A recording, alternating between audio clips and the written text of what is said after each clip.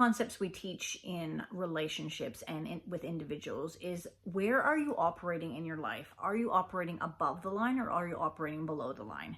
And somebody taught me years ago, they looked at it as above the line is oar. So like you're taking your oars and you're rowing through life. That means you're taking ownership, you're being accountable, and you're being responsible for the actions and who you show up and be in this world. And then if you're operating below the line, it's like you're tucking yourself into bed and hiding away, right? So the BED is, are you blaming? Do you have excuses? And are you denying how you're actually showing up and being in this world?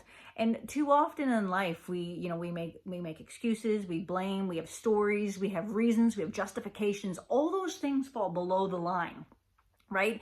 You're not actually being responsible, and you're powerless in your life to make change.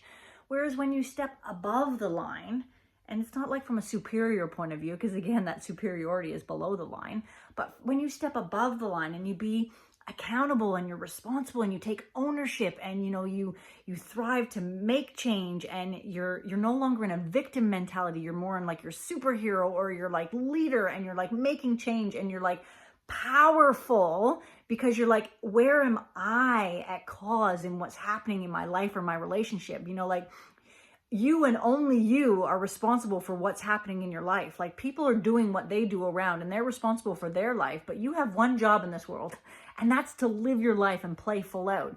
So ask yourself today, like, am I living above the line, or am I operating below the line? And where you're operating below, go, how do I take responsibility? How do I take ownership? How do I be responsible for, where I might be like pointing the finger at other people? And I always like when you look at blame, right? Blaming other people, look at the gun pointing. That's one part them and 3 parts pointing back at you. That means 75% of what's going on is up to you to make change, and only 25% is over there with them, your partner, your business partner, people you work with, your friends, all those things. If you're blaming other people or making them wrong in your life, and you're not being responsible for your part in that, because it takes 2 to tango in any relationship, intimate and friendships, family relationships, all your relationships, however you're relating to people in life, it takes 2 people to make a change, and you play a part in that. And it doesn't matter if you're 99% responsible and they're 1% responsible, or vice versa, if it's 50-50, 60-40, doesn't really matter what the percentage is, but you want to go 100% responsible for your part in what's actually going on, because the reality is the only person that can make change in your life is you. It's not up to them. It's not if they start showing up a different way, then you will be able to have a better life. No. Start with the number 1 person in your life, and that is you. And start to be responsible for who you're being and how you're showing up in your life, because that is when you're working above the line. That is when you're being responsible. That's when you're owning who you are and going, yeah, like, I actually can make change. Crap might have been happening in my life, or things might not be working out, but you can totally transform and change your life by starting to look at, how do I be responsible and take ownership and be accountable for who I'm being and how I'm showing up?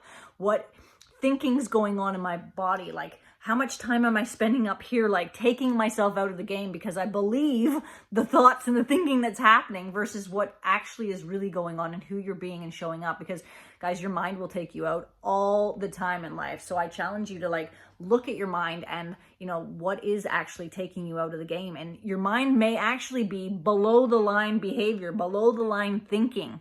Like, let's take the thinking to above the line and start to get creative and start to get resourceful. And how can I make change? Why am I not getting the thing that I want? Where can I actually own it and totally transform who I'm being in this world?